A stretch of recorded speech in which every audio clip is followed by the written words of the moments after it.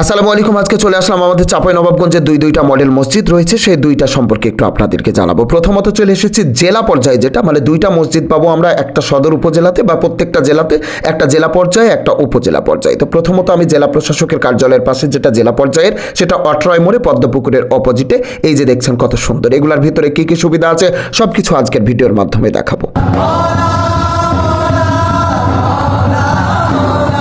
সম্মানিত দর্শকবৃন্দ, আপনারা একটা জিনিস মাথায় রাখবেন যে একটি মসজিদ থেকে আরেকটি মসজিদের দূরত্ব কতটুকু, খুব একটা বেশি হবে না, 1 কিলোমিটার তো মোটেও হবে না। আমরা জাস্ট মহানন্দা বাস স্ট্যান্ড থেকে আপনার আলীনগর স্কুলের এখানে রেল ক্রসিং করার পরেই কিন্তু মসজিদ পেয়ে গেছে। আমি বর্তমানে এখন উপজেলা পর্যায়ের যে মডেল মসজিদটি রয়েছে ওখানে। তো একই সব কিছু, পুরো বাংলাদেশের একটা মসজিদ দেখলে আপনার সবগুলোই দেখা হয়ে যাবে। তো এই যে ভিতরে এসছি, এই ভিতরটা হচ্ছে নামাজের স্থান, পুরুষদের নামাজের স্থান, যেখানে 5 ওয়াক্ত নামাজ সহ এবং জুমুয়ার নামাজ আদায় করা হয়। উপরে পুরুষদের নামাজের স্থান রয়েছে এবং বাম সাইডে ঠিক হচ্ছে মহিলাদেরও নামাজের স্থান রয়েছে। এখান থেকে পুরো শহর দেখা যাচ্ছে। মজার বিষয় যে জেলা পর্যায়ের যে মডেল মসজিদটি রয়েছে ওটিও কিন্তু আমরা এই ছাদ থেকে খুব কাছেই দেখতে পাচ্ছি, যে মাত্র কয়েকশো মিটার দূরে। তো এই যে বিরাট যে গম্বুজটি আমরা লক্ষ্য করি সেইটাই কিন্তু দেখা যাচ্ছে।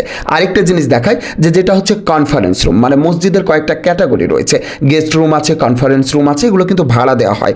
ইসলামিক যে আলোচনাগুলো রয়েছে বা বিভিন্ন আপনারা প্রোগ্রাম করতে পারবেন ইসলামিক, সেগুলো কিন্তু এই কনফারেন্স রুমগুলো আপনারা ভাড়া নিতে পারবেন। এখানে খাবার দাবার রান্না করবার জায়গা এবং খাবারের জায়গাটাও রয়েছে। যেহেতু দরজা খোলা নয়, আমরা জানালা দিয়ে আপনাদেরকে দেখাচ্ছি।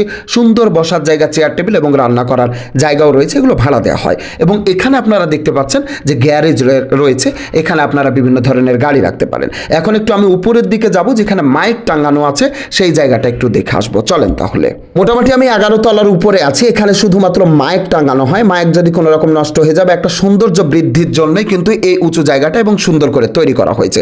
এখান থেকেও কিন্তু সুন্দর করে আমরা পাশের মসজিদটি দেখতে পাচ্ছি এবং পুরো শহরটা উপভোগ করতে পারছি, যে আমাদের চাঁপাইনবাবগঞ্জ শহরটা কত সুন্দর আপনারা একটু দেখেন।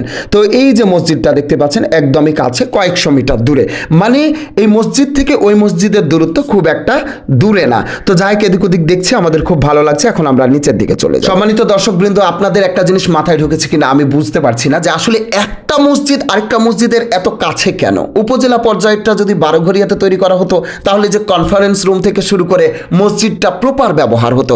এত কাছাকাছি একই এলাকার মানুষজন এতগুলো কিন্তু ব্যবহার করছে। আমি বলছি না যে এই পাড়ের মানুষের সাথে আমাদের ওই পাড়ের মানুষের শত্রুতা আছে বা দ্বন্দ্ব, এসব কিছু বলছি না। আমরা তো এমনিও অবহেলিত, আমরা ওই পারের বারোঘরিয়ার মানুষ। ওখানে যদি একটা মসজিদ তৈরি করা হতো, তাহলে মসজিদটা মনে হয় প্রপার ব্যবহার করা হতো। এগুলো দুর্নীতি, অবিচার, অনিয়মের কারণেই কিন্তু আজকে অবস্থা আমাদের। তো যাই হোক, এই কারণেই হয়তো এই নামটি এখান থেকে মুছে দেওয়া হয়েছে, যিনি বানিয়েছেন তার। কারণ এত অনিয়ম আসলে চলছিল বিগত সরকারের আমলে, যেটা বুঝাবার কথা না। তো যাই হোক, এই যে আজকের এই ভিডিওটা আপনাদের কেমন লাগলো, আপনাদের মতামত জানাবেন। যে দুইটা মসজিদ সব কিছু আমাদের ট্যাক্সের টাকায় তৈরি, একই জায়গাতে কেন, এটার আমরা আপনাদের কমেন্টের মাধ্যমে মতামত আশা করছি।